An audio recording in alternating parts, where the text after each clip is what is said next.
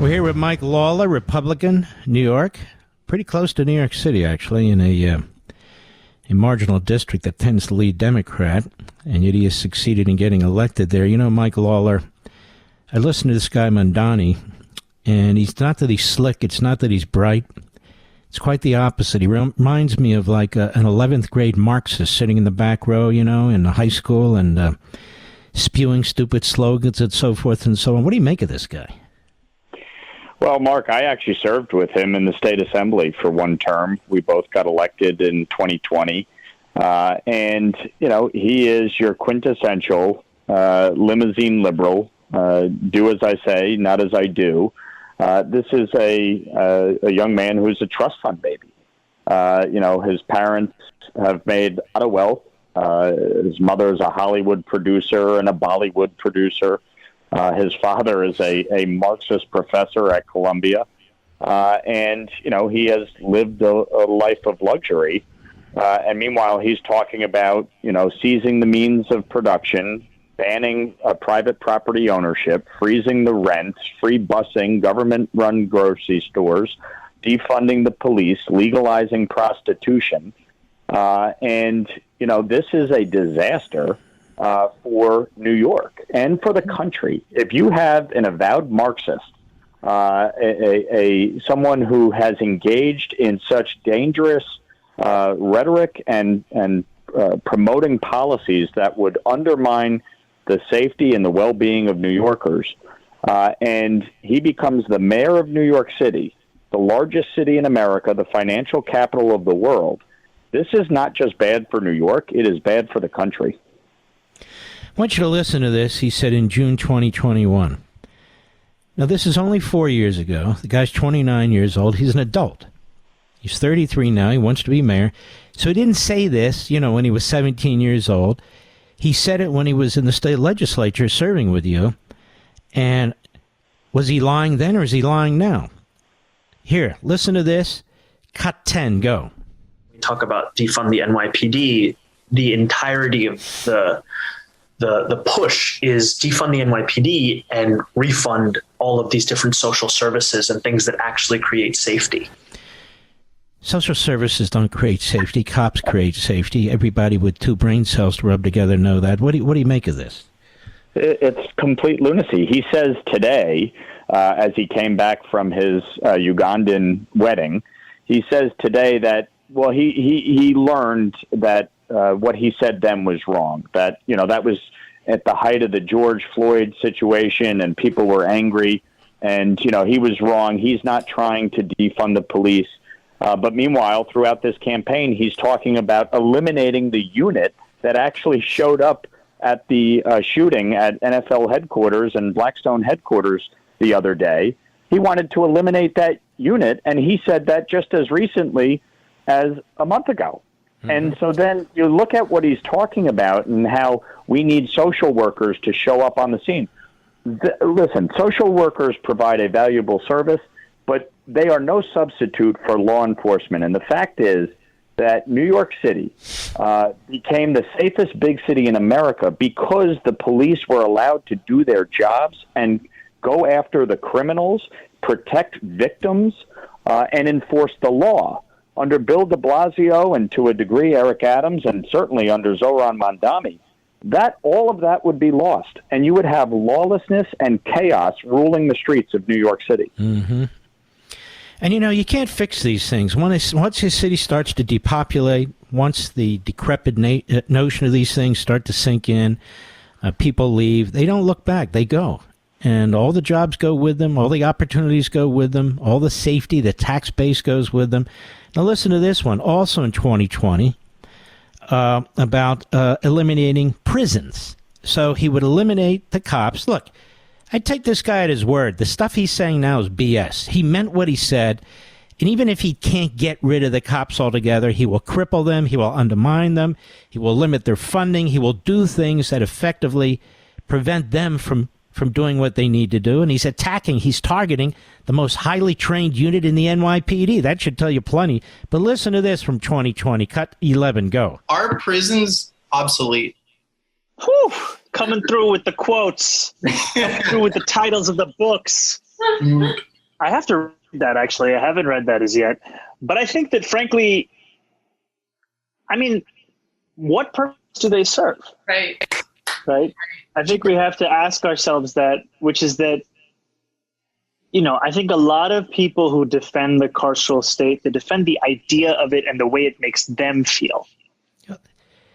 I think this guy's a psycho. You want to know the truth. What does he mean the way they feel? And today he blamed all of us, by the way, on what happened to those 4 poor souls, including the cop. It's all of our fault, which means he blames nobody. But in any effect, what do you make of this? So no prisons, no cops, but he's trying to walk it all back. Oh, it's the height of insanity. I mean, he wants to defund the police. He wants to decriminalize prostitution. He wants to legalize drug use. The insanity here, and what you're hearing. The sad part is he's not alone in believing this. No. There are colleagues of mine in Congress. There are colleagues of mine that served in the state legislature that agree with him. And of course, the voters of New York City just made him the Democratic nominee. And so you look at this lunacy where you're talking about what do prisons do? Prisons protect society. Yeah. Prisons ensure that criminals, violent offenders, child rapists, and murderers don't go back out on the street. And meanwhile, we have a parole board in New York State that has been releasing child predators, cop killers, and the worst of the worst over these last few years, precisely because people like Zohran Mamdani have been fighting for, quote-unquote, criminal justice reform. You know what criminal justice reform is, Mark, in their mind? The victims are garbage, the police are the criminals, and the criminals are the victims. That's what they believe criminal justice reform is about. This guy's really, really bad. And he's got a good shot at it because, basically you have the mayor running and Cuomo running and Sliwa running. And apparently at this point, nobody wants to get out. Am I wrong about this? This is the fundamental problem. And look, I'm supporting Curtis, but I think everybody's got to take a very cold, hard look at this. And between Cuomo, Adams, and Curtis and the other minor candidates, the fact is everybody's got to put ego aside. They got to put party aside. You cannot allow a Marxist socialist to become mayor of New York City. And the only way to defeat him is going to be one-on-one. So over the next few weeks, whoever is best positioned, in my opinion, that's who everybody has to get behind. And believe me, Andrew Cuomo is no prized possession. So many of the problems facing New York were at his hands. He signed cashless bail into law. He signed congestion pricing into law. He banned natural gas and shut down Indian Point. He made New York a sanctuary state.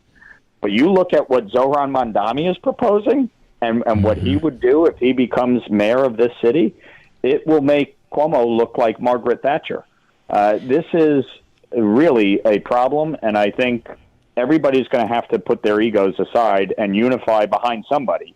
And if, hopefully it's Curtis, but whoever it is, ultimately everybody, in my opinion, has got to get behind. Otherwise, Zohran Mamdani will be the mayor of New York City. Mm-hmm. And I agree with you 100%. And these Republicans and others who say that's a great thing, we'll run against him all over the country. No, it's not a great thing. He's going to destroy New York. And other people will say, wow, if the Democrats don't move hard left and so forth, they're going to lose the cities. It's never a good thing to elect somebody, a Marxist Islamist in my view, and an anti-Semite on top of it, and a moron on top of that. It's never a good thing to elect somebody like that, let alone to the biggest city in the nation, the financial center in the nation, in one of the most important cities in the entire world. I think that's a huge problem, don't you? I think it's horrific. And look, having born and raised in New York, lived here my whole life, I was in my 5th day of freshman year of high school on 9/11. New York is the greatest city. It's a great state. It has been besieged by horrible leaders who have run it into the ground.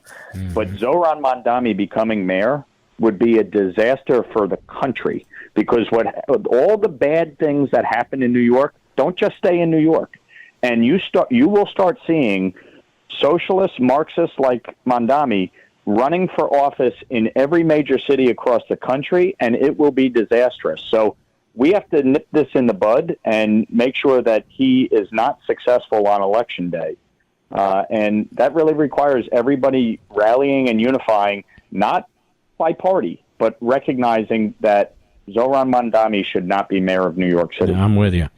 I'm with you 100%. And in a case like him, he can win with a plurality. That's the problem in a lot of cities. Their voting systems, you can win with a plurality. You don't have to have a majority. You win in a plurality, but you control 100% of the city. That's the problem. Mike Lawler, how's your race real quick?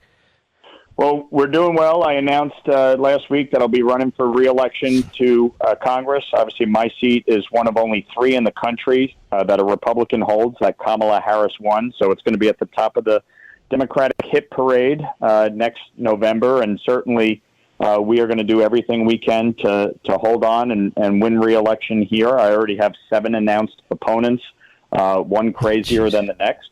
But if folks want to support us, they should text WIN to 85007. My race cost $42 million last cycle. It's probably going to be about $60 million this. So we need all hands on deck if we want to keep the House and make sure that we enact the Republican agenda. What is that? What's that site again, please? You can text WIN to 85007 or go to lawlerforcongress.com. Let's post those, Mr. Producers. So if I endorse you again, does that help you or hurt you? Absolutely. Appreciate your support, Mark. We've done a lot of great work, especially as chair of the Middle East and North Africa subcommittee. I'm very focused on what is happening in the Middle East, and your support for Israel and everything that you've done to stand up and combat anti-Semitism here in America has not gone unnoticed, and I certainly appreciate standing alongside you in that fight. Well, I absolutely endorse you 100%. You're a great congressman, particularly from that district, for God's sakes. I mean, I love the district. Don't get me wrong. I love all the people there. Listen, it's home of the Clintons and George Soros. Yeah. What's not to love? In spite of that. All right, brother. You take care of yourself. Thanks, Mark. Talk soon. All right, be well.